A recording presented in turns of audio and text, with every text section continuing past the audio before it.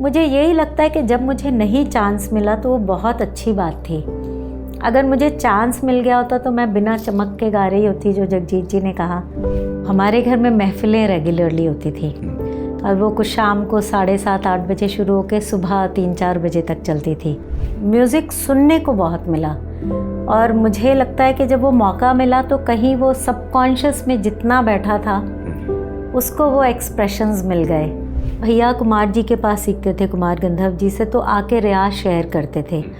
तो वो बोलते थे कि ईकार उकार सुर में करना है, तो मैं आज भी वो करती हूँ। तो मुझे है कि मैं एक राग भी, जब मेरे अंदर से आवाज़ आई कि हाँ मैं गा सकती हूँ अब 5 लोगों के लिए, 6 लोगों के लिए, just to gain my confidence, तो वो गोल मेरा अभी भी है। मुझे लगता है वो मेरी एक रिस्पॉन्सिबिलिटी भी है and that's my purpose also of being born on this earth. हो मैं चांद निकल गई दैया रे, अंग पे ऐसे छाले पड़े, तेज था चौका का करूं, सी